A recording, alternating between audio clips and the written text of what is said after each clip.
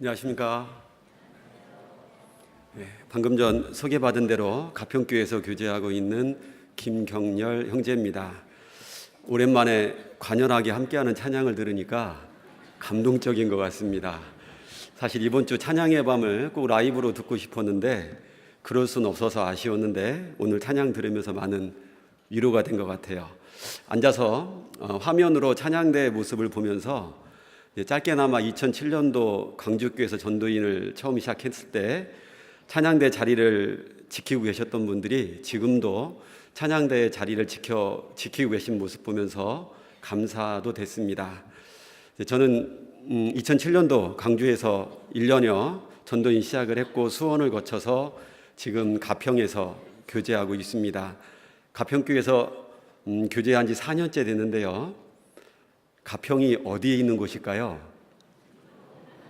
대한민국 이러지 마시고요. 네. 많은 분들이 강원도라고 오해하시는데 경기도에 있습니다. 그러나 교제는 강원도에서 하고 있습니다. 가평에서 제일 유명한 것은 무엇일까요? 네. 잣을 말씀하신 분들은 바자회 때나 원래회 때 사주신 분들이라 생각하겠습니다. 감사합니다. 가평교회가 제일 유명합니다. 읍내 안에 20개가 넘는 교회가 있는데 저희 교회가 올해 건축을 할 때 온 교회가 다 알고 온 가평군 안에 있는 사람들이 이단교회 건축 시작했다고 다 알고 있었습니다. 아무튼 이제 하나님의 은혜 가운데 건축 잘 끝나고 전도도 잘 되고 있습니다. 오늘 이제 이 자리에 선다라는 것이 어쩌면 이렇게 친정집에 온 듯한 포근함도 느끼기도 하고요. 또 한편으로는 가평 군수를 역임했던 한석봉께서 어머니 앞에서 글을 쓸 때 느꼈던 긴장감도 느끼고 있는 것 같습니다. 아무튼 말씀으로 서로 유익한 시간이 되셨으면 좋겠습니다. 기도하겠습니다. 우리를 사랑하시는 거룩하신 아버지 하나님 참으로 감사합니다. 저희를 구원하여 주시고 주님의 몸된 교회 안에서 말씀 배우며 교제하는 가운데 주님께서 우리에게 맡겨주신 지상 최대의 사명 전도를 위해 마음 모으고 힘쓸 수 있도록 기회해 주신 은혜에 너무나 감사합니다. 오늘 또 주의 날 사랑하는 형제자매님들 함께 모여서 말씀으로 교훈받고자 합니다. 주님의 뜻만이 선포될 수 있도록 도와주시고 부족한 자의 입술을 친히 주장하여 주셔서 오직 하나님만 영광 받으시기를 원합니다. 같은 시간 증거되어지는 전국과 해외의 모든 말씀 시간에도 함께하여 주셔서 우리 교회가 더욱 든든해지고 우리 교회를 통해 더 많은 사람들이 하나님께 돌아올 수 있도록 도와주시옵소서. 특별히 세종 중부교회 말씀을 인도하고 계시는 담임 목사님 영육간의 강건함 허락하여 주시고 그곳에 많은 사람들이 이번 집회를 통해 하나님께 돌아올 수 있도록 더 많은 은혜 베풀어 주시기를 원합니다. 시작하는 시간부터 끝나는 시간까지 오직 주 성령께만 의지합니다. 우리를 사랑하시는 예수 그리스도의 이름으로 감사하며 기도드렸습니다. 아멘. 사사기 2장을 찾도록 하겠습니다. 구약성경 362쪽입니다. 사사기 2장입니다.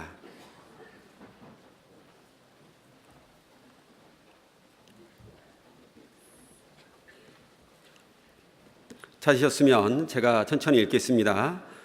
여호와의 사자가 길갈에서부터 보김에 이르러 가로되 내가 너희로 애굽에서 나오게 하고 인도하여 너희 열조에게 맹세한 땅으로 이끌어 왔으며 또 내가 이르기를 내가 너희에게 세운 언약을 영원히 어기지 아니하리니 너희는 이 땅 거민과 언약을 세우지 말며 그들의 단을 헐라 하였거늘 너희가 내 목소리를 청종치 아니하였도다. 그리함은 어찌미뇨.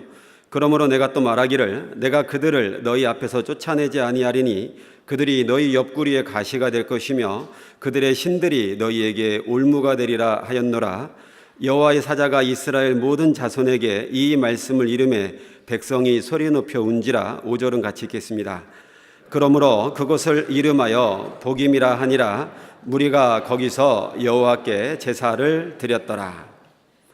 자, 우리는 살면서 많은 약속들을 합니다. 장소를 정하고 시간을 정하고 무엇을 할지도 결정을 하게 되죠. 그리고 좀 더 상대방을 사랑하는 사람, 좀 더 상대방을 생각하는 사람은 그곳으로 찾아가기도 합니다. 방금 전에 읽었던 본문 말씀은 여호와의 사자가 길갈에서부터 복임에 이르는 장면으로 시작됩니다. 하나님이 이스라엘을 찾아오신 거죠.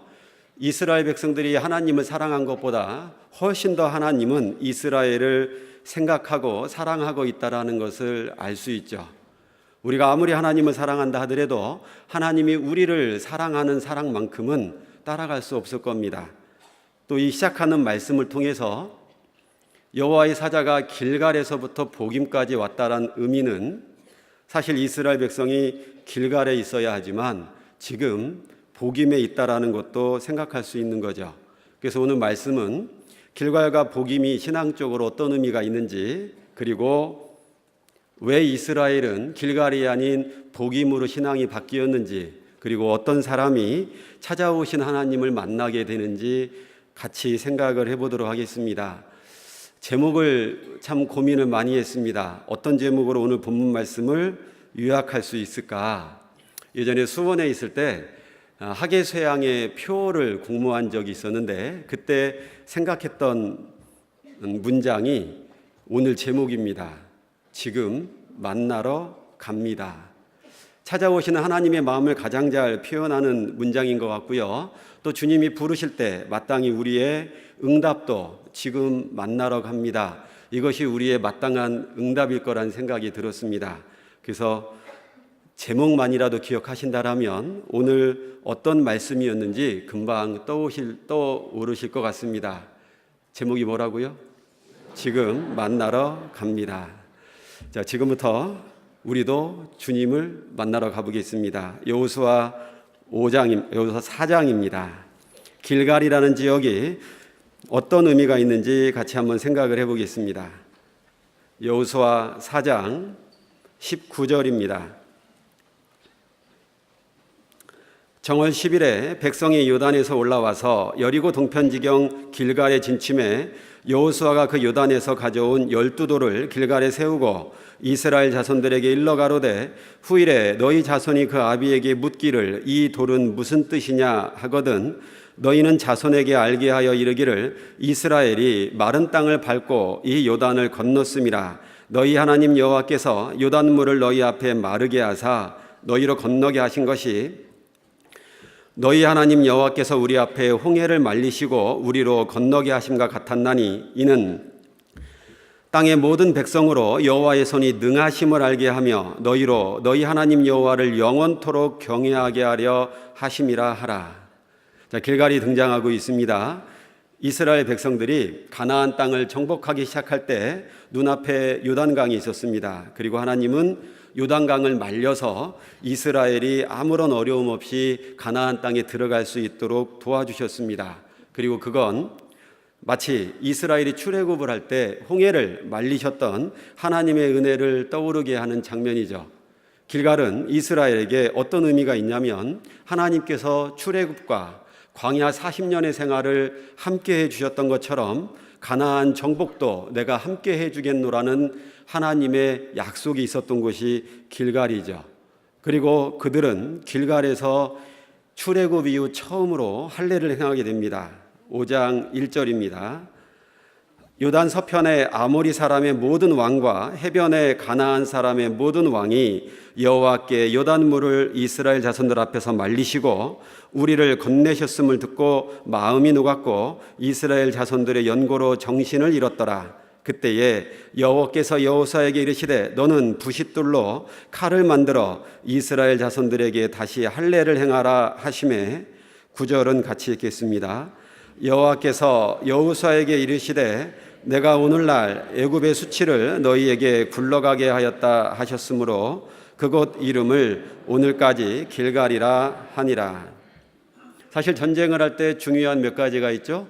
훌륭한 무기도 중요합니다. 그러나 전쟁을 직접 치르는 군인들의 사기도 아주 중요합니다.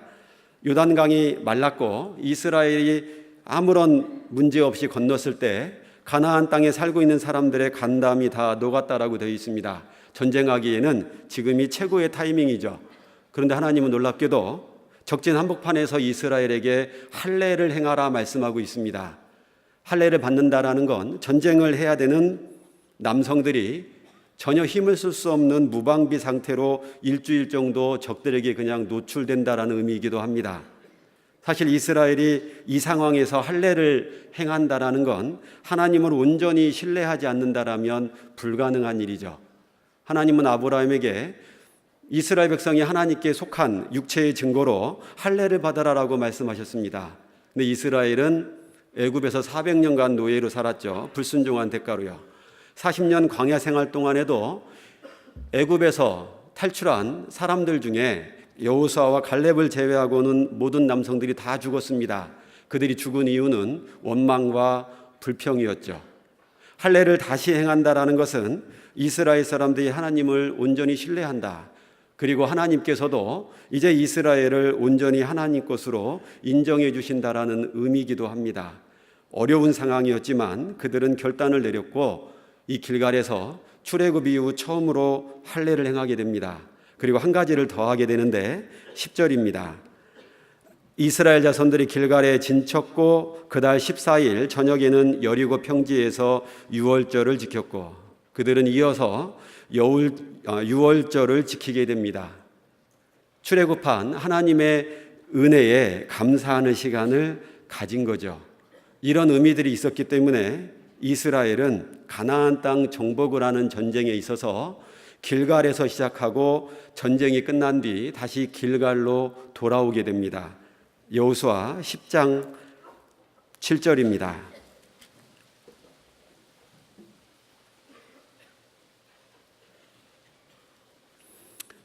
여호수아가 모든 군사와 용사로 더불어 길갈에서 올라가니라. 15절 여호수아가 온 이스라엘로 더불어 길갈진으로 돌아왔더라. 43절 여호수아가 온 이스라엘로 더불어 길갈진으로 돌아왔더라. 그들은 길갈에서 전쟁을 시작했고 전투를 마친 뒤에 다시 길갈로 돌아와서 하나님께 감사를 합니다.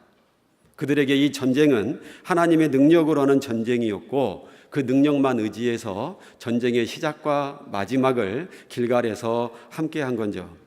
그럼 우리에게 길갈이란 무엇일까요? 우리에게 길갈은 십자가죠. 우리는 십자가 아래에서 비로소 하나님과의 관계가 올바로 만들어졌습니다. 하나님을 온전히 신뢰할 수 있었고 그 십자가에서 우리는 하나님의 자녀가 되었습니다. 로마서 5장 8절에 보면 우리가 죄인 되었을 때에 그리스도께서 우리를 위하여 죽으심으로 우리에 대한 자기의 사랑을 확증하셨느니라.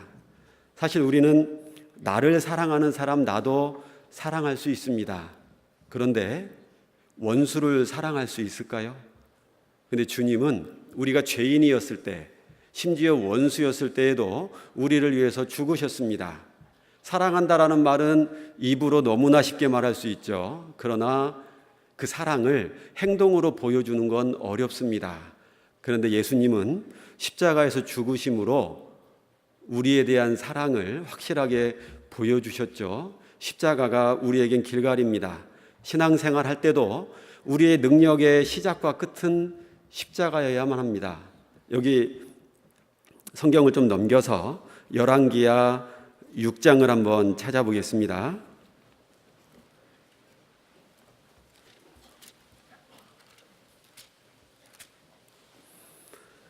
구약성경 570쪽입니다. 열왕기야 6장 5절입니다. 한 사람이 나무를 벨 때에 도끼가 자루에서 빠져 물에 떨어진지라. 이에 외쳐 가로되 내 주여 이는 비로운 것이니이다. 하나님의 사람이 가로되 어디 빠졌느냐 하매 그곳을 보이는지라. 엘리사가 나뭇가지를 베어 물에 던져서 도끼로 떠오르게 하고 가로되 너는 취하라. 그 사람이 손을 내밀어 취하니라. 구원을 받고 신앙생활 주님의 능력만 의지하고 해나갑니다. 그러나 가끔은 구원 받았어도 세상 가운데 잠길 수도 있는 거죠. 방금 읽은 말씀에 생도 한 사람이 도끼질을 하다가 도끼가 물에 빠져버리게 됩니다. 차라리 이 도끼가 자기 것이었다라면 그냥 나 혼자 손해보고 말아도 되는 상황이죠. 그러나 이 도끼는 빌려온 것이었습니다. 주인에게 다시 줘야만 하는 거죠. 우리는 구원 받았을 때 비로소 깨닫는 게 하나 있었죠. 나에게 있는 이 시간들, 많은 기회들, 재능들, 직장, 가족들, 내가 누리고 있는 이 모든 것은 사실 주님께 빌려온 것이었습니다. 우린 이걸 다시 주님께 돌려드려야 한다는 생각을 하게 됩니다. 문제는 신앙생활하다 보면 도끼가 물에 빠졌듯이 세상에 잠기는 그리스도인들도 있을 수 있다라는 거죠. 자, 우리 이 장면 보면 퍼뜩 떠오르는 게 있죠. 성경 많이 안 읽으신 분들은 우리나라 전래동화가 떠오를 거예요. 도끼가 물에 빠졌고 금도끼가 네 거냐? 물어보는 장면들 있죠. 그런 거 아닙니다. 엘리사가 나뭇가지를 베어서 물에 던졌고, 그리고 이 도끼는 물 위로 올라왔습니다. 우리는 너무나 연약합니다. 언제든지 이 세상에 빠질 수 있습니다. 그러나 나뭇가지, 십자가가 우리를 그 세상에서 건져내고 세상을 밟고 일어설 수 있도록 능력을 줍니다. 우리는 구원받을 때도 나의 길갈은 십자가고요, 신앙생활할 때도 나의 길갈은 십자가여야 된다는 거죠. 십자가에서 시작하고 십자가로 끝내는. 자, 그러면 복임은 어떤 의미일까 한번 찾아보죠. 본문 말씀으로 다시 돌아가 보겠습니다. 사사기 2장입니다.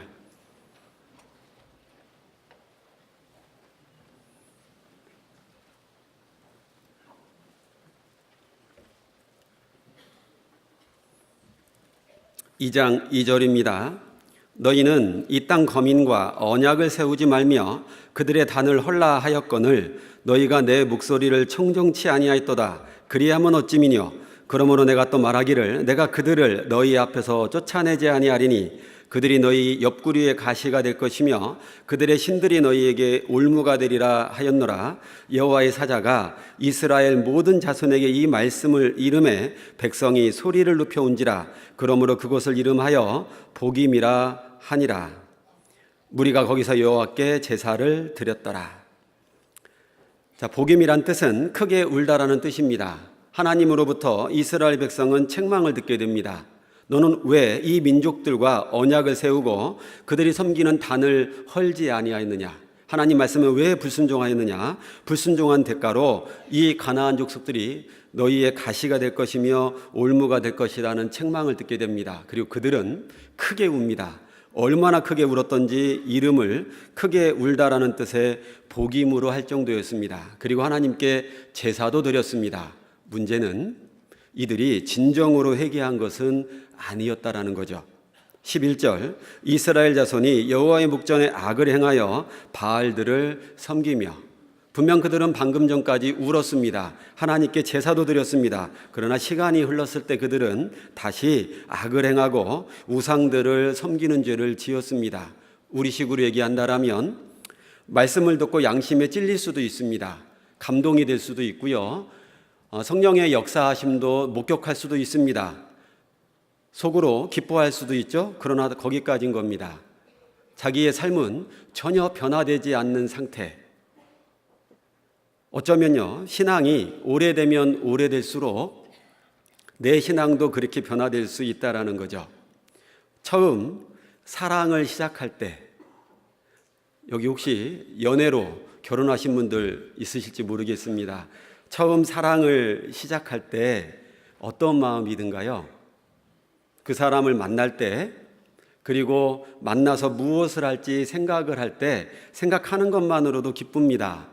만나서 같이 있는 것만으로도 기쁘죠. 그러나 점점 시간이 지나갈수록 서로에게 익숙해지면 처음 가졌던 그런 희생이나 배려심, 설레임, 기대감, 두근두근거림, 그런 건 다 사라지죠. 그리고 이제 남는 것은 의무감만 남게 되죠. 어쩌면 신앙도 그럴 수 있다라는 거죠. 복임은 그런 신앙의 상태를 상징합니다. 열왕기상 13장에 보면 하나님의 사람, 그리고 늙은 선지자가 등장을 합니다.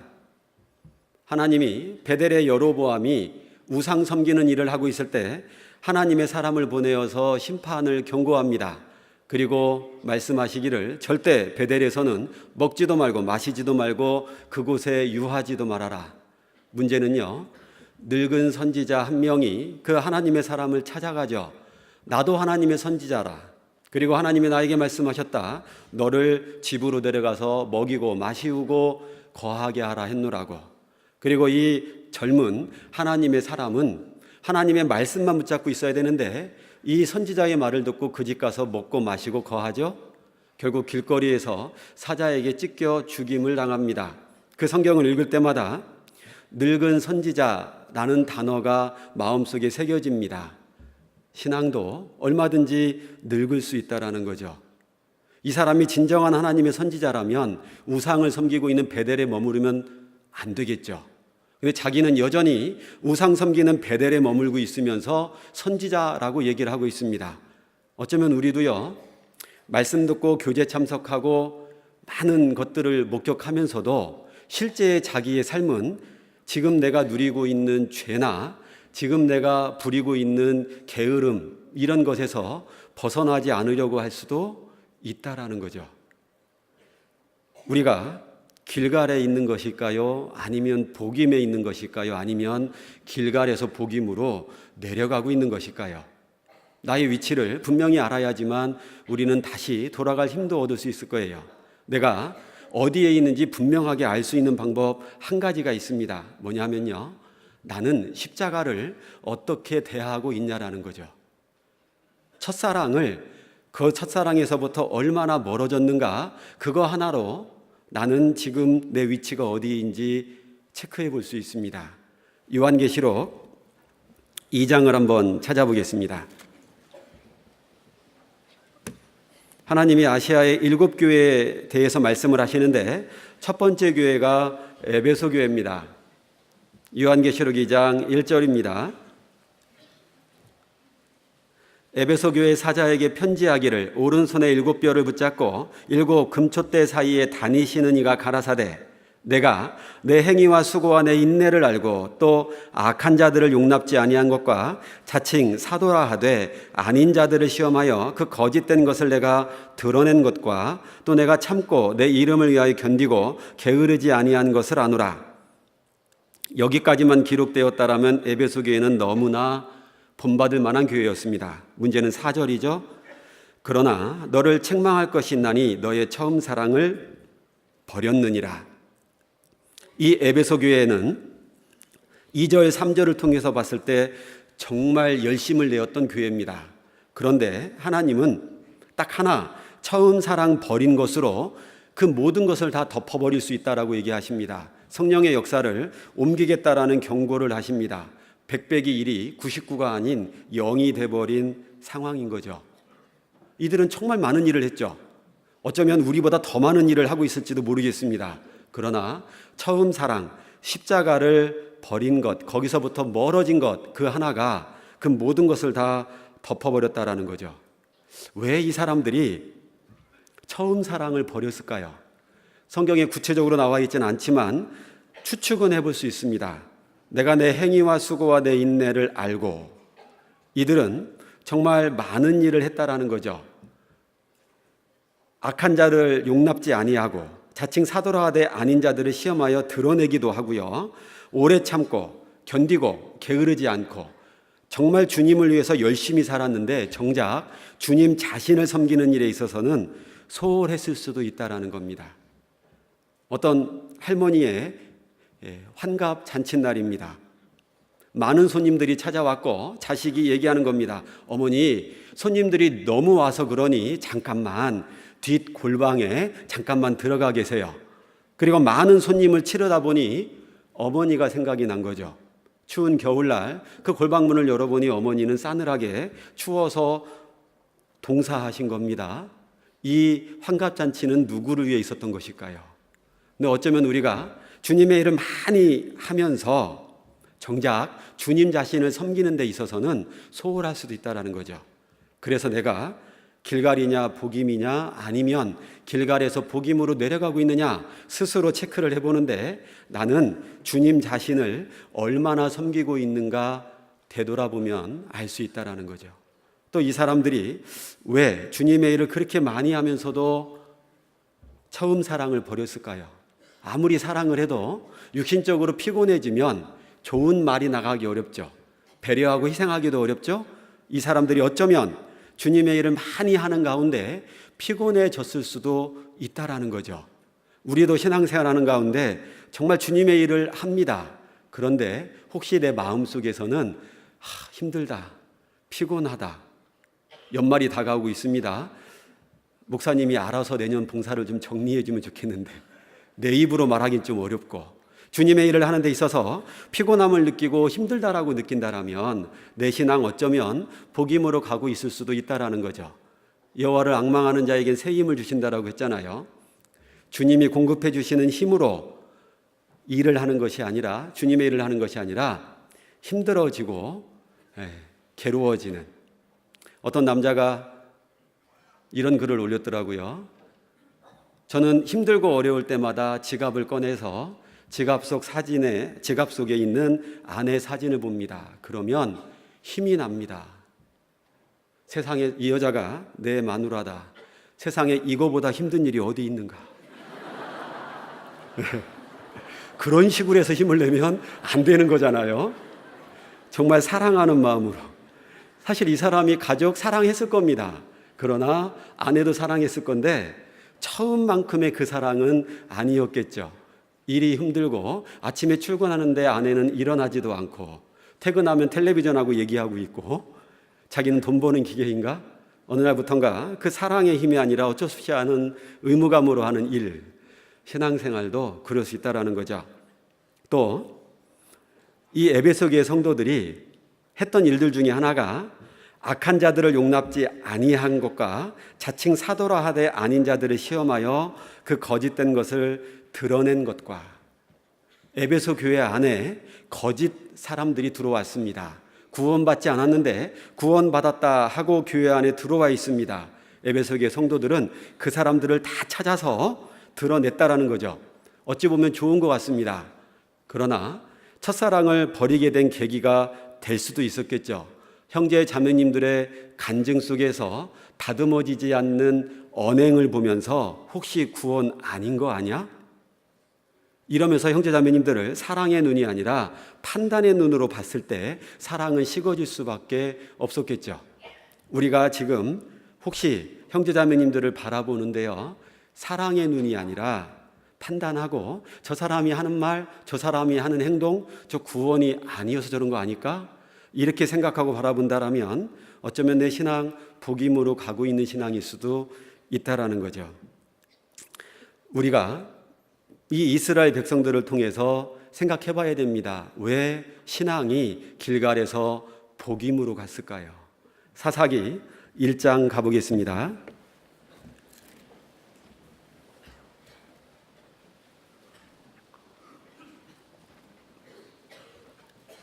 사사기 1장 19절입니다. 여호와께서 유다와 함께 하신 고로 그가 산지 거민을 쫓아내었으나 골짜기의 거민들은 철병거가 있으므로 그들을 쫓아내지 못하였으며. 자, 이들의 신앙이 길갈이 아닌 복임으로 바뀐 첫 번째 이유입니다. 그들은 철병거를 받습니다. 하나님의 말씀을 본 것이 아니라, 하나님을 쳐다본 것이 아니라 환경을 바라봤습니다. 마치 골리앗 앞에서 두려워 떨고 있는 이스라엘 군사들처럼요. 물이 넘실대고 있는 홍해바다와 쫓아온 애굽 병사를 보고 두려움에 잠겨 있는 40년 전 이스라엘 사람들처럼 이들은 철병거를 받습니다. 그러고 나니까 마음속에 두려운 마음이 생겼습니다. 점령하지를 못하는 거죠. 사실 우리는 내가 무엇을 바라보고 있느냐에 많은 영향을 받게 됩니다. 그리고 나중에는 내가 주로 보고 있는 것에 지배를 받게 되죠. 그래서 내가 늘 평상시에 무엇을 바라보느냐가 아주 중요할 겁니다. 나는 환경을 주로 바라보느냐, 아니면 하나님 말씀을 바라보고 있느냐. 살다 보면 철병과 같이 느껴지는 것들, 골리앗처럼 도저히 넘기 힘든 벽과 같은 그런 존재들이 나타납니다. 어떤 분들에게는 물질이 그분에게는 철병거인 분이 있을 수 있습니다. 말라기 3장에 보면 온전한 11조를 하지 않는 이스라엘 백성에게 하나님의 평가는 이렇습니다. 하나님 것을 도적질하였다. 그게 하나님의 평가입니다. 어떤 분은 예수님께서 말씀하신 것처럼 물질이 지극히 작은 것이라고 했는데 어떤 분에게는 지극히 큰 것일 수도 있다라는 거죠. 주님 앞에 정말 작은 건데요. 물질이 철병거인 분 있을 수 있습니다. 또 어떤 분은 사람이 철병거인 분도 있습니다. 말씀보다 사람이 더 두려운 거죠. 구원받지 않은 남편, 구원받지 않은 자녀들, 구원받지 않은 부모님, 철병거입니다. 너무 힘든 것 같아요. 대표적인 성경 인물이 사울이죠. 사울은 정말 겸손한 사람이었죠. 그런데 그 사울이 왕이 된 지 2년 만에 자기의 본색이 드러나죠. 그 사울이 사람을 두려워합니다. 블레셋이 공격해 왔을 때 사무엘은 7일을 기다리라고 합니다. 이 전쟁은 하나님께 속한 전쟁이므로 7일 뒤에 내가 와서 하나님께 번제를 드리고 하나님의 능력으로 이 전쟁을 승리하게 해주마. 7일 아침이 밝았습니다. 점심이 지납니다. 해가 곧 지려고 합니다. 그런데 사울 눈앞에는 블레셋 군대들이 해변의 모래보다도 많아 보입니다. 설상가상으로 이스라엘 병사들이 도망치기 시작합니다. 사울은 하나님 말씀만 붙잡은 것이 아니라 도망치는 이스라엘 병사들, 눈앞에 있는 블레셋의 많은 병사를 보고 두려움에 사로잡히죠. 자기가 제사를 드려버립니다. 그 사울에게 하나님은 여전히 기회를 주셨습니다. 그런데 그 사울은 얼마 못 가서 아말렉을 진멸하라라는 주님 말씀을 거역을 하죠. 다 진멸하라고 했는데 좋은 것들은 자기가 다 살려놓습니다. 그러면서 변명하기를 하나님께 이걸 바치려고 했습니다. 그때 그 유명한 말씀이 나온 거잖아요. 순종이 제사보다 낫다. 근데 그런 책망을 듣는 와중에도 사울은 여전히 사람만 의식하고 있습니다. 하나님이 사무엘의 입을 통해서 이 나라를 당신이 아닌 다른 사람에게 주겠노라고 선언하고 있는 상황에서도 회개하지 않아요. 그리고 다른 사람에게 어떻게 보일까 그것만 걱정하고 있죠. 사무엘상 15장 보겠습니다.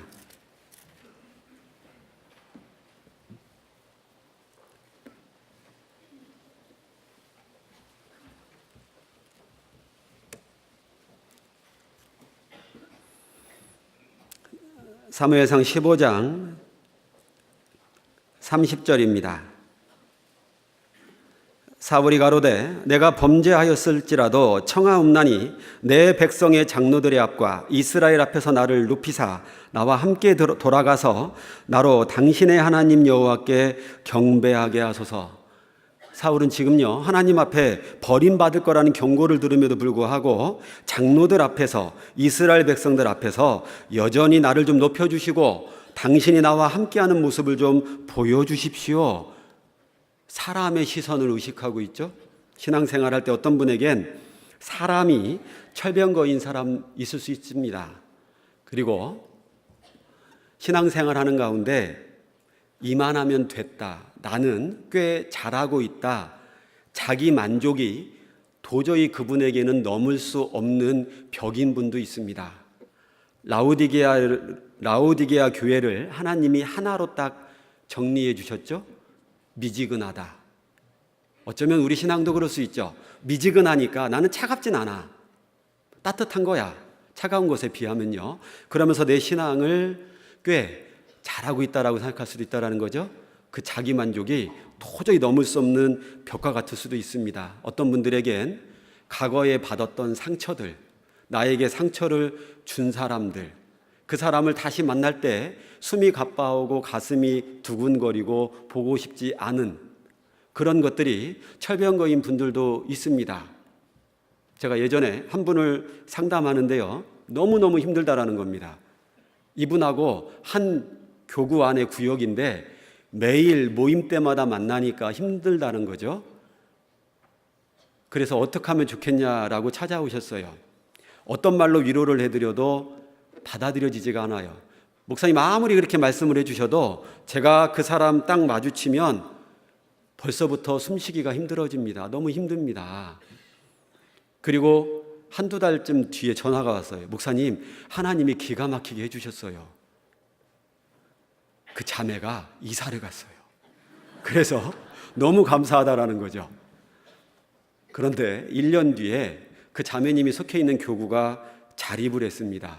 자립을 했더니 이사간 그 자매랑 한 교회가 돼버렸어요. 더 작은 교회가 안에서 보게 된 거죠. 목사님, 이거 어떻게 해야 됩니까? 자, 우리는 교회 안에서요, 정말 만나기 싫은 사람이 있을 수 있습니다. 나에게 상처를 준 사람 만날 수도 있습니다. 그리고 가까스로 피했다 생각했는데 정말 악연처럼 다시 만날 수도 있는 거죠. 넘기 힘든 철병거일 수도 있습니다. 그러나 그 환경만 바라본다라면 상황은 달라지는 게 전혀 없습니다. 골리앗을 바라보고 있을 때 이스라엘 군사들은 다 두려워서 아무것도 못했습니다. 무기력했습니다. 근데 딱 한 사람, 다윗만 골리앗을 보고 있는 것이 아니라 이 전쟁을 주관하고 계시는 하나님을 바라봤죠. 소년이었지만 그 다윗 한 사람으로 인해서 이 전쟁은 승리합니다. 우리는 환경이 아니라 말씀만 바라봐야 돼요. 사실 가평에 간 지 4년째 되었습니다. 처음 가평교회에 발령받고 인사를 하러 갔는데 교회당 건물이 40년이 넘은 건물이었습니다. 그리고 그 40년 된 건물에 판넬로 조금씩 집을 지어서 그렇게 교제를 하고 있었습니다. 건축을 하지 않는 한 전도하는 게 쉽지는 않겠다. 1년이 지났습니다. 많은 분들이 말씀은 들으러 옵니다. 집회 때마다 그 작은 교회가 10명씩은 데리고 오시니까 전도하려고자 하는 열정은 많아요. 그러나 말씀을 듣고 확실하게 붙는 분들이 별로 없습니다. 말씀은 참 좋은데요. 자기가 다닐 만한 교회는 아니라는 거죠. 1년이 지났고 많은 분들이 건축을 하고자 하는 생각도 가지고 있습니다. 그러나 상황은 여의치 않았어요. 이미 자립할 때 가지고 있었던 빚 때문에 제가 갔을 때 5억 5천의 빚이 있었습니다. 더 큰 문제는 600평의 교회당 부지에 100평 정도 한가운데를 지나가는 계획도로도 있었습니다. 그리고 정상적인 급여를 받는 분들이 4가정밖에 없었고 한 달 교회 운영비와 헌금이 거의 비슷하든가 어쩔 때는 모자라서 봉사위원들이 추가로 작정을 해야 하는 그런 상황이 됐습니다. 환경은 건축하면 되나요, 안 되나요? 할 수 없는 상황입니다. 그리고 어찌됐건 행정적으로 계획도로가 좀 취소가 돼야지 뭘 하더라도 할 수 있기 때문에 그 부분을 꽤 오랜 시간 기도를 하고 있었습니다. 봉사위원들끼리 계획도로에 대해서 취소되기를 기도를 했습니다. 어느 날 군청에 다니는 형제님에게 연락이 왔어요. 목사님, 가평군에 있는 계획도로가 타당한지 타당성 검토를 하고 있다라고 합니다. 어쩌면 교회 그 계획도로가 취소될 수 있을지도 모르겠습니다. 그 소식을 듣는 순간 하나님께서 일하기 시작하셨다라는 생각이 들었고 소식지에 올려놓고 6개월을 기도하기 시작했습니다. 그리고 6개월이 끝나는 날 군수님을 만나러 갔습니다. 군수님이 어쩐 일로 오셨냐고. 목사님, 제가 가평교회 담임 목사입니다. 그런데 건축을 해야 되는데 이 도로 때문에 건축하기가 너무 힘듭니다. 군수님은 민선 군수이기 때문에 표가 중요하죠. 교회가 크냐고 물어보시더라고요. 거기서 50명이요. 이럴 순 없었습니다. 하나님이 지혜를 주셨습니다. 저희 교회까지 1시간 넘게 떨어진 양쪽 동네에서 오시는 분들이 계셨어요. 예, 군수님, 저희 교회에 이쪽 끝에서 오시는 분이 있고 이쪽 끝에서 오시는 분들도 있습니다. 그래서 이 군수님이 교회가 큰가 봐요. 그러면서 도시계획 과장을 불러서 가평교회 도와주라고 얘기를 했습니다. 근데 알고 봤더니 이 도시계획 과장이 내년도 도시계획상에 저희 교회 도로를 취소하는 걸로 이미 초안을 잡아놓고 있었던 거예요. 큰 거 하나가 사라졌습니다. 그리고 이제 교회에 왔는데 또 하나의 넘어야 될 산이 있었습니다. 작은 교회였지만 대강당 좌석이 대략 80석은 됐습니다. 근데 50명이니까 다 차지가 않았잖아요. 마음이 하나로 모이려면 이게 다 차고 넘쳐야 될 텐데 차질 않은 거예요. 근데 참 놀라운 건 봉사위원들하고 교제할 때 이제 이 도로가 취소되게 되었다라는 얘기를 하고 하나님이 도와주셨으니 우리는 이제 시작해야 됩니다. 그런데 대강당이 다 안 차고 있습니다. 한 달 뒤 작정을 할 건데 그동안에 이 대강당이 좀 꽉 차는 그런 역사가 필요합니다. 기도합시다. 저희 교회 뒤에 작은 장로교회가 하나 있습니다. 근데 그 교회 간판이 저희 교회 담에 붙어 있어요. 그래서 그 교회를 가야 될 분들이 저희 교회를 나오기 시작한 겁니다. 그리고 가평에 군부대가 있는데 아들 면회 오신 가족들이 오잖아요. 그럼 부모님 2명, 아들, 그 형제간들 한두 명 하면 4-5명이 한꺼번에 훅 늘어나 있죠. 그래서 그 한 달 동안만 대강당에 좌석이 부족해서 바닥에 막 앉아서 말씀을 들었어요. 그 식구들이 자연스럽게 한 달 뒤 건축을 작정하는데 건축해야 될 것 같습니다. 마음이 자연스럽게 모아졌습니다. 남은 건 뭘까요? 경제적인 거였습니다. 빚이 5억 5천이 있었고요. 한 달 정상적인 금요 생활하는 분들이 4가정밖에 없었고 쉽지 않았습니다. 작정을 했는데 이제 작정 얼마가 들어왔는지 목표 금액이 있고 이제 그걸 확인을 해야 되잖아요. 근데 한 형제님이 전 재산을 헌금을 하셨어요. 제가 이제 전 재산을 알고 있었던 이유가 한 2달 전에 그 재산 가지고 상담을 한번 한 적이 있었거든요. 근데 전 재산이 들어온 거예요. 그래서 믿음이 없는 목사는 그 형제님을 불렀습니다. 형제님, 전 재산 다 하시면 어떻게 하시려고 그럽니까? 목사님, 제가 작년까지 보증을 서서 그거 갚느라고 제가 월급 받아도 절반 이상은 차압당했는데 이제 그거 끝났습니다. 이거 이제 다 드려도 제가 받는 월급은 순전히 우리 집 수입이 됩니다. 그리고 처형이, 이분이 처형 집에 얹혀 살고 있었거든요. 처형이 앞으로 한 10년 정도는 더 그냥 살라고 합니다. 그래서 우리 가족 4명 작정을 그냥 전 재산으로 다 했습니다. 너무 감사했습니다. 그리고 어떤 할머니는 25만 원 정부 보조금으로 한 달 생활하는데 그중에 10만 원을 건축원금 하시겠다는 거예요, 매달. 그럼 얼마 갖고 살아야 되죠? 15만 원. 교통비만 해도 5만 원은 최소한 들 거잖아요, 한 달에. 10만 원 가지고 한 달을 버틴다. 가평 시골이라고 해도 그거 힘든 일입니다. 그런 마음들이 모여서 결국은 건축이 시작되었고 작정한 대로 석 달 이내에 현금이 대부분 들어와서 이제 5월 달에 입당식도 가졌습니다. 만일 환경만 바라보고 있었다라면 건축이 됐을까요? 건축이 되는 시점부터 하나님이 전도의 문을 열어주셨는데 한 자매님 가정은 9개월 동안 모든 가족이 다 구원받았습니다. 하나님이 건축을 통해서 전도의 문도 열어주시고 형제 자매님들께 하나님의 은혜도 생각할 수 있었고 주님 앞에 못할 일이 없다라는 그런 마음도 갖게 해주셨습니다. 우리는 환경을 본다라면 하나님은 작아질 수밖에 없습니다. 그러나 하나님을 붙잡으면 환경은 작아지게 되겠죠. 이스라엘이 길갈에서 또 복임으로 바뀐 이유가 있습니다. 사사기 1장으로 다시 돌아가 보겠습니다.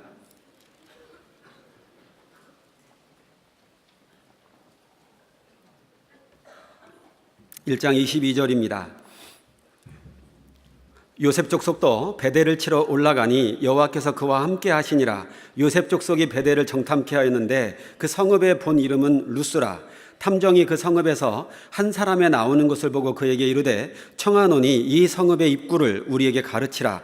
그리하면 너를 선대하리라 하매 그 사람이 성읍의 입구를 가르친지라. 이에 칼날로 그 성읍을 쳤으되 오직 그 사람과 그 가족을 놓아 보내매 그 사람이 햇사람의 땅에 가서 성읍을 건축하고 그 이름을 루스라 하였더니 오늘날까지 그곳의 이름이더라. 요셉 족속이 베델을 정탐하고요, 루스라고 하는 도시를 점령하고자 합니다. 그런데 입구를 못 찾고 있었던 것 같아요. 성에서 나오는 사람에게 입구가 어디냐고 알려달라고, 그러면 너희 가족을 살려주겠나라고 약속을 합니다. 그리고 목숨을 걸고 전쟁을 해서 루스를 무너뜨리죠. 그러나 이때 살아난 이 사람들이 햇사람의 땅에 가서 루스를 또 세워버렸습니다. 그러니까 목숨 걸고 전쟁한 목적이 하나도 이루어진 게 없는 거죠. 목숨 걸었습니다. 진멸했습니다. 그러나 루스는 그대로 있었던 거죠. 이 사람들이 왜 이랬을까요? 이 큰 도시를 점령하는데 요 몇 사람 이것 좀 살려줘 봤자 무슨 문제 있겠냐. 그게 이들의 마음이었던 거죠. 우리 신앙이 왜 복임으로 갈까요? 이것쯤은 하고 그 작은 것 용납하는 것이 나중에는 눈덩이 불어나듯이 우리의 신앙을 복임으로 끌고 갈 수 있다라는 거죠. 라합하고는 상황이 좀 다릅니다. 라합은 하나님을 경외하는 여인이었고 자기 가족들이 구원하기를 간절히 바랬고요. 이스라엘 속에 들어오기를 간구했던 여인이었습니다. 그러나 루스성의 이 사람은 하나님을 경외했다는 내용도 없고요. 이스라엘에게 속하지도 않은 사람이었어요. 그러니까 햇사람 땅 가서 루스를 다시 건설하잖아요. 작은 것쯤은 그것이 우리를 복임으로 보낼 수 있다는 거죠. 가룟 유다는 자기가 돈께에서 조금씩 돈 훔쳤을 때 설마 이것이 이런 생각 가졌을지도 모르겠어요. 그러나 그 조금씩이 작은 것쯤 했던 것이 예수님을 은삼십에 팔아버리는 일로 자기를 끌고 갔습니다. 아브라함의 조카 롯은 기근이 들었을 때 아브라함과 함께 애굽 땅에 잠깐 내려갔다 왔습니다. 설마 애굽에 잠깐 내려갔다 온 그 애굽의 맛을 봤는데 그것이 무슨 영향을 줄까 싶었는데 롯의 마음속에는 그 작은 것이 컸죠. 아브라함과 함께 나그네로 사는 이 삶이 싫고 어떻게 하면 아브라함과 갈라설 수 있을까 귀에만 엿봤었고요. 결국 다툼이 일어나자 주저없이 소돔과 고모라를 선택해버리죠. 작은 것쯤 세상의 맛 조금 본 것 그게 무슨 나에게 큰 영향을 끼칠까. 그런데 그것이 결국 이 롯을 아브라함으로부터 떨어지게 만든 거였습니다. 삼손 습관적으로 여자를 사랑했습니다. 습관적으로 작은 거짓말들을 계속했습니다. 근데 결국 그 작은 것들이 비참한 삼손의 최후를 불러들였습니다. 사실 삼손이 죽을 때 두 기둥을 끌어안고 하나님께 마지막으로 기도하잖아요. 그 장면을 볼 때마다 참 안타깝습니다. 만일 삼손이 죽을 때 이 기둥을 끌어안고 이 기둥 붙잡고 마지막으로 하나님께 힘을 달라라고 간구합니다. 자기의 목숨을 마지막으로 내놓고 그 블레셋 사람들을 죽이기 위해서요. 만일 그가 하나님께 받은 그 힘으로 수많은 기회 가운데 더 주님 붙잡고 살았더라면 과연 어떤 일이 있었을까? 그 생각을 해볼 때마다 삼손의 마지막은 더 비참하다는 생각이 듭니다. 우리는 성경에 많은 사람들이 작은 것쯤은 했던 것으로 인해서 엄청난 신앙의 손해를 보는 경우가 있습니다. 자기의 영원한 운명도 완전히 멸망시키는 사람들도 있죠. 열왕기상 9장 한번 보겠습니다.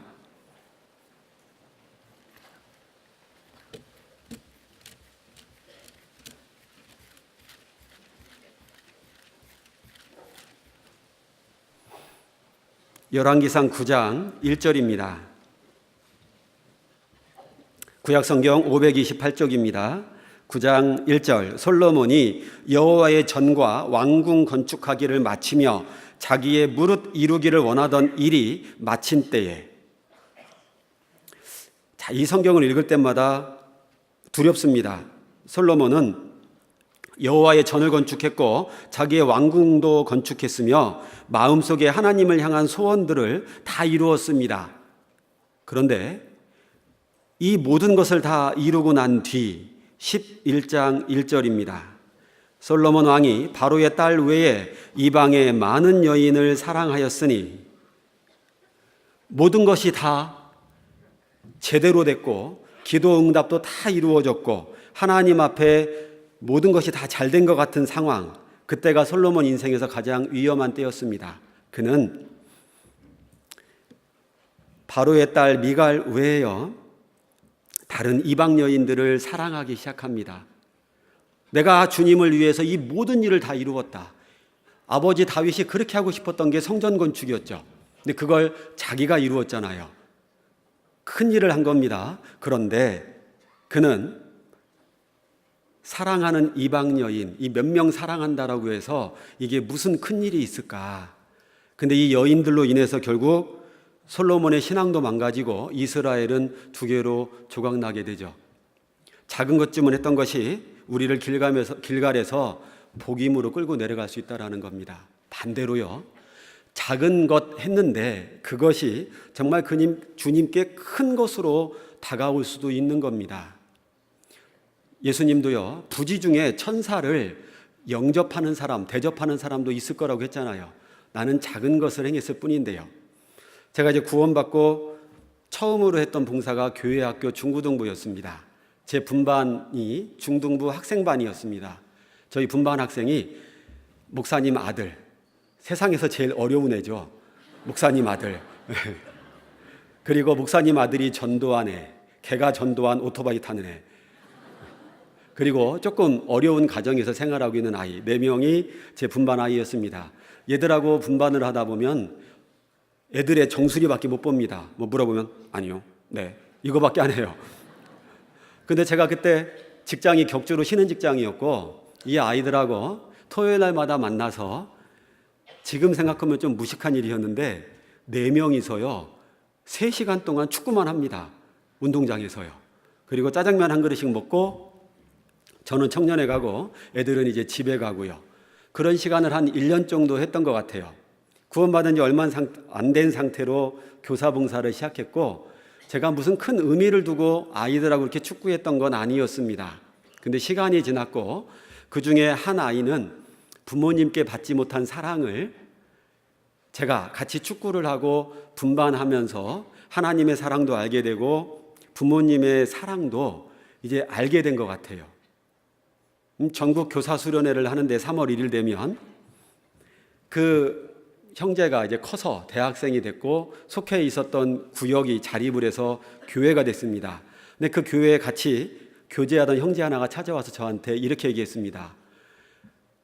이제 분반 학생이었으니까 선생님이라고 불러요. 선생님, 그 형제가요 교회에서 상담인인데 노트북 바탕화면에 선생님 사진이 있어요.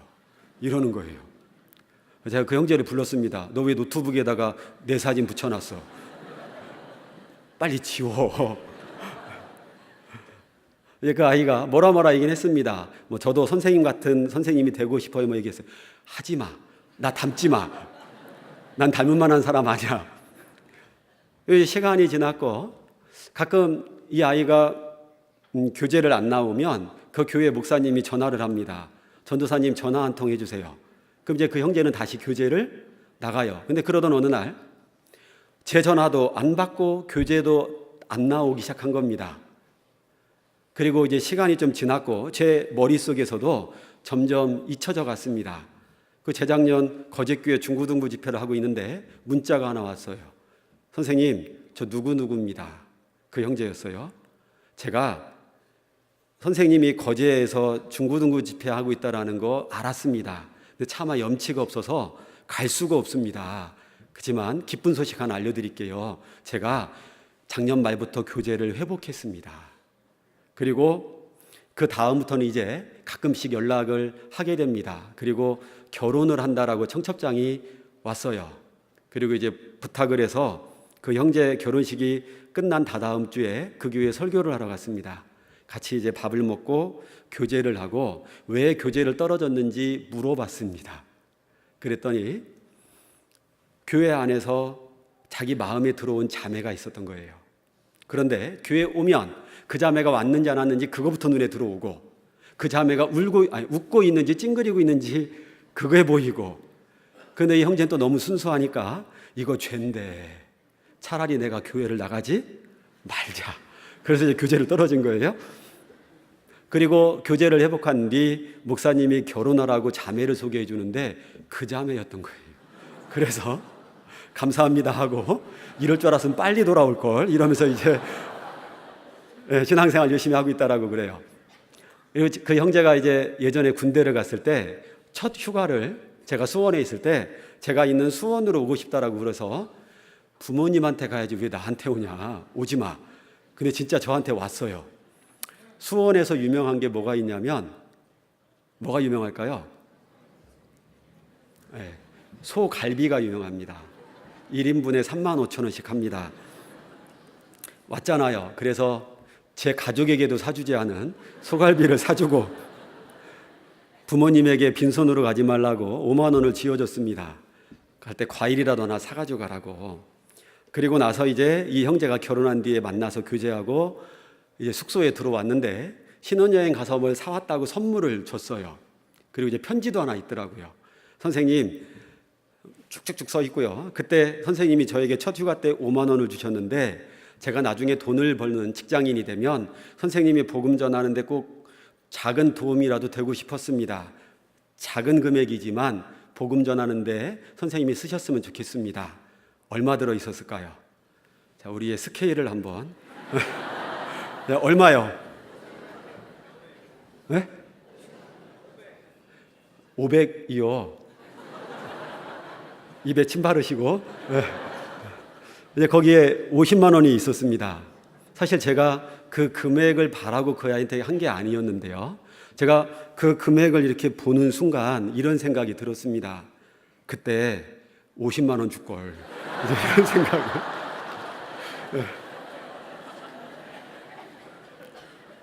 돈이 중요한 게 아니잖아요. 이 아이에게는 저는 큰 의미 없이 했던 일들이었는데 이 아이에게는 이게 너무 컸던 거였습니다. 우리는 작은 거지만 그것이 주님 앞에 드려졌을 때 어떤 경우는 한 사람의 영혼과 한 사람의 신앙생활도 바꿔버릴 수 있다는 것도 생각하셔야 된다는 거죠. 이것 좀 하고 용납했던 작은 것, 우리는 그걸 절대 무시하면 안 됩니다. 아무리 작은 거라도 하나님 말씀 앞에 어긋나는 거라면 나는 안 하겠다라는 굳은 결심이 필요한 거죠. 또 이스라엘이 복임으로 바뀐 이유가 있습니다. 사사기 1장 다시 돌아가 보겠습니다.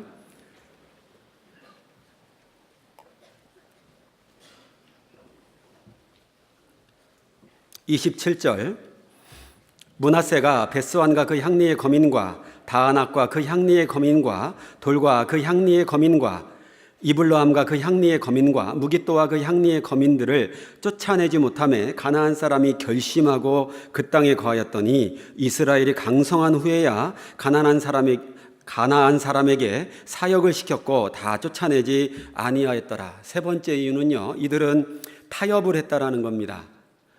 이 가나안 족속이 이스라엘과 함께 거할 때 일어날 일들을 하나님은 아시기 때문에 다 쫓아내라 명령하셨는데 그들은 이들과 언약을 맺었습니다. 하나님, 지금 이들을 쫓아내기엔 우리의 힘이 너무나 약합니다. 저들은 철병거 가지고 있거든요. 주님 앞에 변명을 하고 타협을 한 겁니다. 우리가 좀 힘이 세질 때까지는 좀 참자, 견디자. 자, 그리고 힘이 강성해졌습니다. 이때는요, 하나님, 이 사람들 그냥 우리가 노예로 부려먹으면서 전쟁할 때 우리 집 지키라고 하고 우리는 나가서 전쟁해도 되지 않을까요? 자기 생각으로 하나님 말씀과 타협을 걸어버렸죠. 힘이 세졌으면은, 강성해졌으면은 쫓아내야만 합니다. 근데 그들은 타협을 했고 쫓아내질 않은 거죠. 사실 굳게 결심해야 될 건 이스라엘 백성들이었습니다. 그러나 그들이 굳게 결심하지 않자 이 가나안 족속들이 굳게 결심하고 그 땅에 거하게 됩니다. 신앙생활 할 때요, 조건을 걸면, 말씀을 가지고 자기 생각에 타협을 걸어버리면 이건 반드시 문제가 생길 수밖에 없습니다. 솔로몬이 죽고 르호보암이 왕이 됐습니다. 하나님의 약속은 다윗 집안을 통해서 예수 그리스도가 오는 거죠. 그러니까 이스라엘 백성은 좋든 싫든 솔로몬의 아들 르호보암을 왕으로 섬겨야만 합니다. 근데 르호보암이 왕이 됐을 때 이스라엘은 조건을 걸죠. 만일 왕이 이렇게 해주신다면 우리도 왕을 아버지 섬기듯이 섬길 겁니다. 조건 걸었죠. 결국은 나라가 두 개로 쪼개지게 되잖아요. 우리는 신앙생활할 때 내가 왜 신앙생활을 하고 있는지 잘 생각해 봐야 됩니다. 욥은 재산이 많았기 때문에 10명의 자녀를 하나님이 주셨기 때문에 건강을 허락하셨기 때문에 하나님을 섬긴 게 아니라 하나님 자신을 섬긴 거였습니다. 조건, 타협 이런 거 하나도 없었던 거죠. 청년들 중에는 가끔 하나님, 제가 취직하면 제대로 살게요. 근데 지금 제가 취직도 제대로 못하고 주님의 살기 좀 어렵습니다. 언뜻 보니까 자매님들이 많은 것 같아요. 하나님, 제 짝은 도대체 어디에 있는 겁니까? 결혼만 시켜주신다면 정말 잘 살 수 있는데요. 결혼하고 나면요, 또 다른 핑계가 나오지 않을까요? 신앙생활할 때 하나님 말씀 외에는 타협하면 안 됩니다. 말씀이 내 마음속에 분명하게 새겨져 있으면 아모스 7장에 있는 것처럼 말씀의 다림줄이 분명하게 있는 사람은 그 다림줄에서 좀이라도 벗어난 것들은 받아들이지 않으려고 합니다. 그 다림줄이라는 것이 건축할 때 실에다가 먹물을 묻혀서 뭔가를 자를 때 똑바로 자르려고 당겼다가 탁 놓으면 바닥에 직선이 생기죠. 그게 다림줄입니다. 말씀이 우리의 다림줄이 되어야 합니다. 근데 그게 분명하지 않으면 우리는 얼마든지 타협할 수 있다는 거죠. 근데 한 가지 생각해야 될 게 있습니다. 나는 철병거를 안 볼 수 있어요. 나는 작은 것쯤은 하고 용납하던 습관도 버릴 수 있습니다. 나는 말씀 붙잡고 이제 타협하지 않고 살 수도 있어요. 그런데 내 신앙은 어쩐지 여전히 복임인 것처럼 느껴질 수도 있다라는 거예요. 사도행전 27장입니다.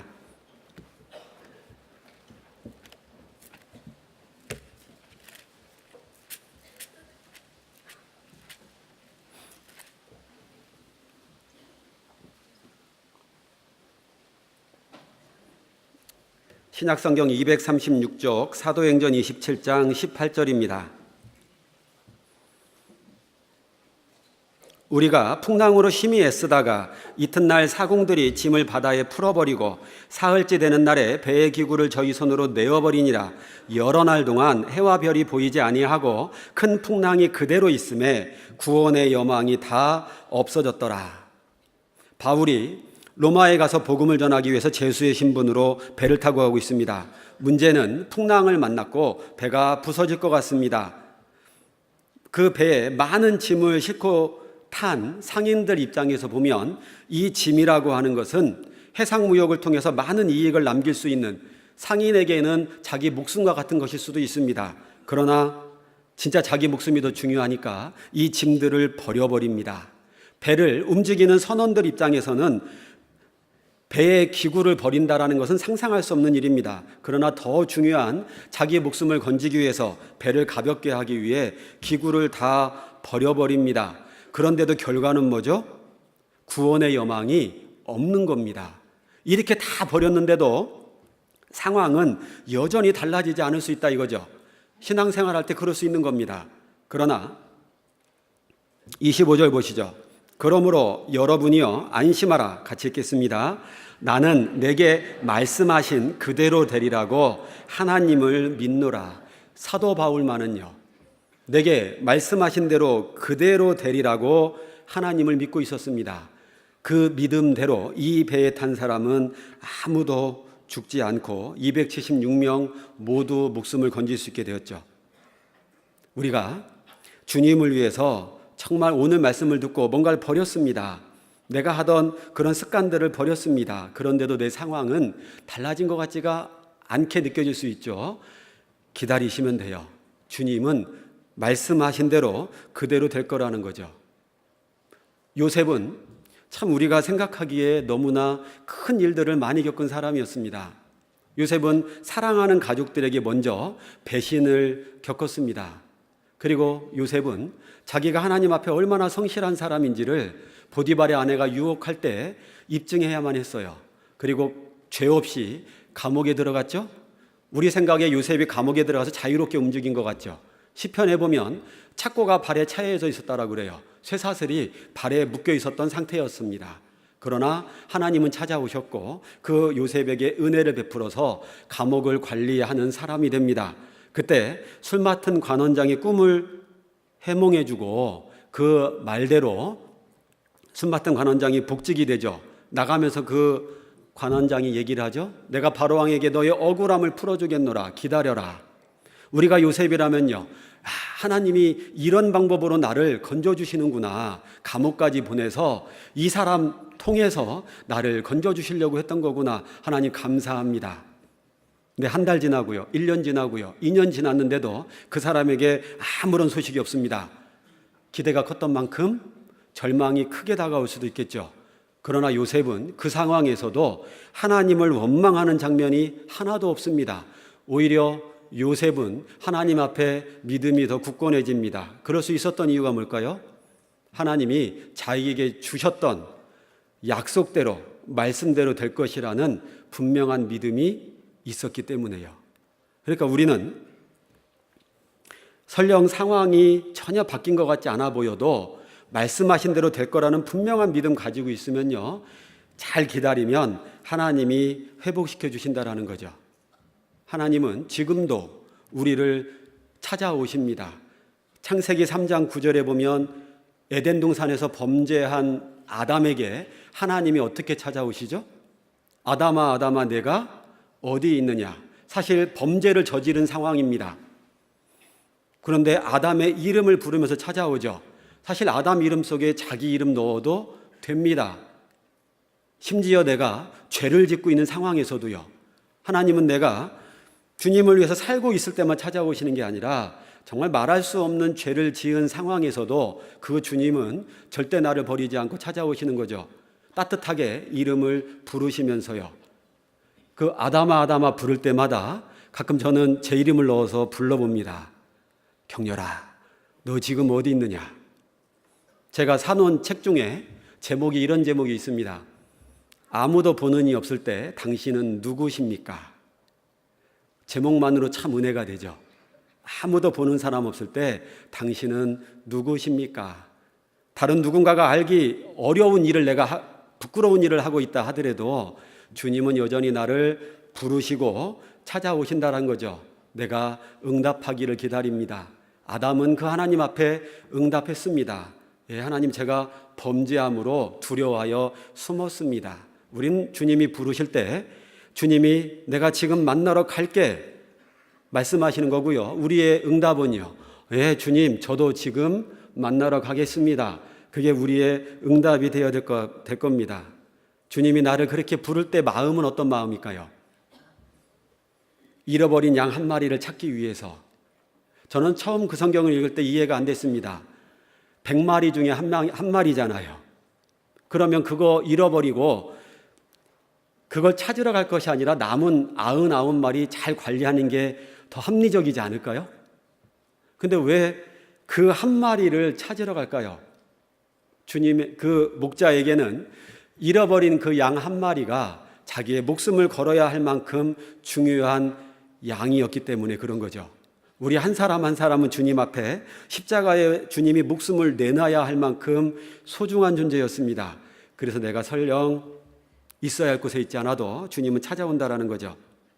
그 집 나간 탕자가 아버지 집으로 돌아올 때 어떻게 돌아왔는지 기억나시나요? 그 탕자는 아버지 집이 어떤 곳인지를 기억하는 것으로부터 그 발걸음은 시작됐습니다.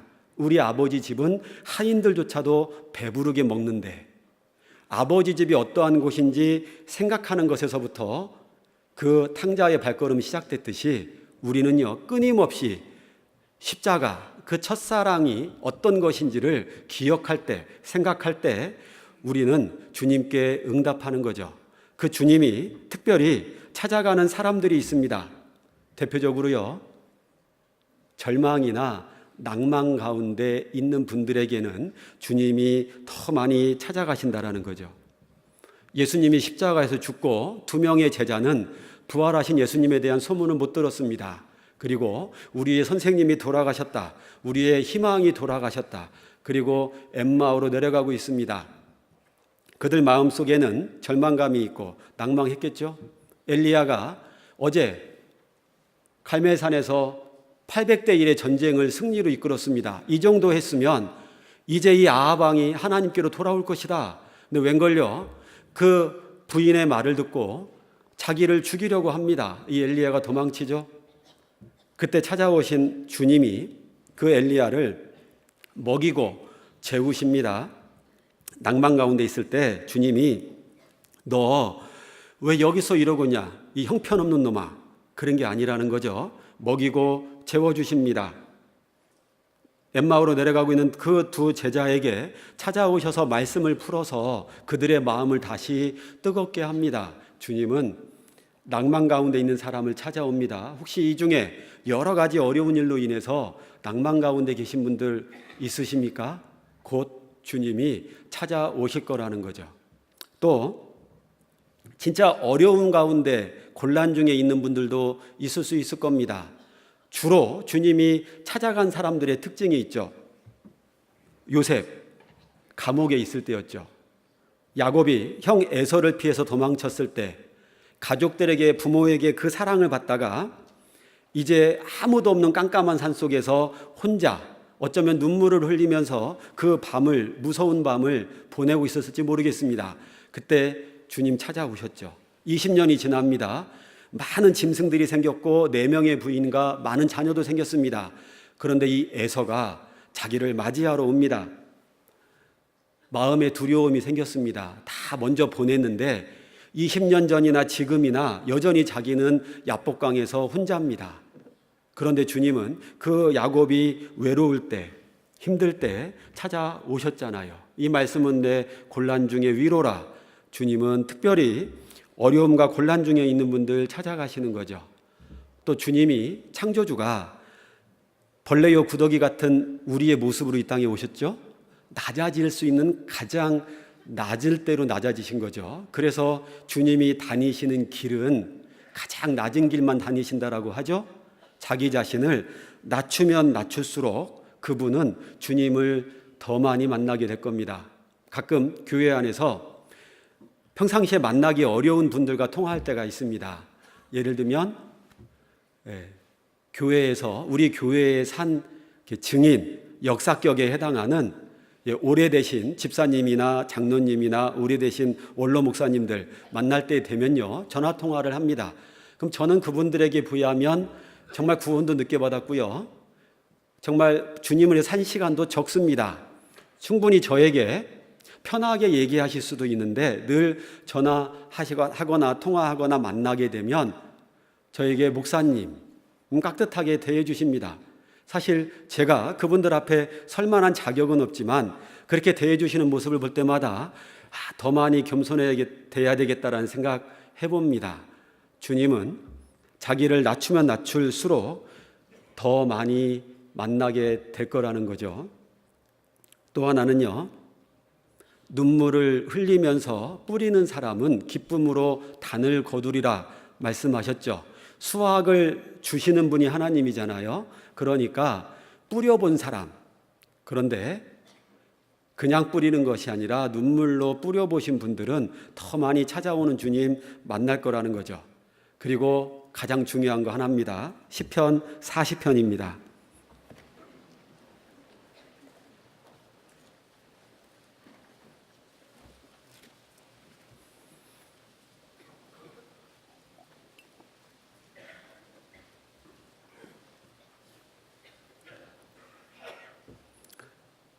구약성경 830쪽 시편 40편 1절 2절 같이 한번 읽겠습니다. 내가 여호와를 기다리고 기다렸더니 귀를 기울이사 나의 부르짖음을 들으셨도다. 나를 기가 막힐 웅덩이와 수렁에서 끌어올리시고 내 발을 반석 위에 두사 내 걸음을 견고케 하셨도다. 기다리고 기다렸더니, 시편 기자는 주님을 기다리고 기다렸습니다. 그리고 나의 부르짖음에 응답해 주시는 주님 만났습니다. 놀랍게도 우리는 의외로 찾아오시기도 전에 우리가 기다리지 못해서 주님을 못 만나는 경우 많이 있을 수 있을 거라는 거죠. 우리가 신앙생활 가운데 제일 잘해야 되는 것 중에 하나가 기다리고 기다렸더니요. 저는 기다린 만큼 기다렸는데요. 아닙니다. 기다리고 기다렸더니예요. 저는 이만큼 했습니다. 더 기다려야 된다라는 거죠. 그래서 주님 찾아오시기도 전에 떠나는 그런 일은 없어야 될 겁니다. 시작할 때 읽었던 본문 말씀 돌아가 보겠습니다. 사사기 2장입니다.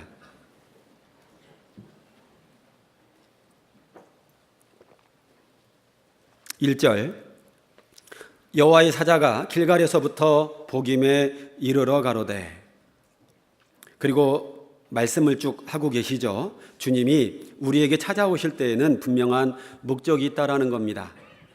우리는 주님이 지금 우리를 만나러 오신다라는 거 잘 생각해야 될 겁니다. 말씀을 들으러 갑니까? 그러면 우리의 응답은 네, 주님 지금 만나러 가겠습니다. 구역 모임이 있고 조모임이 있나요? 예, 주님 지금 만나러 갈게요. 교회에서 봉사가 주어졌습니까? 그러면 주님 제가 지금 만나러 가겠습니다. 주님은 항상 변함이 없죠? 그래서 언제나 우리를 만나러 오십니다. 나의 응답만 필요할 겁니다. 마지막으로 오늘 설교 제목 같이 한번 얘기하고 마치겠습니다.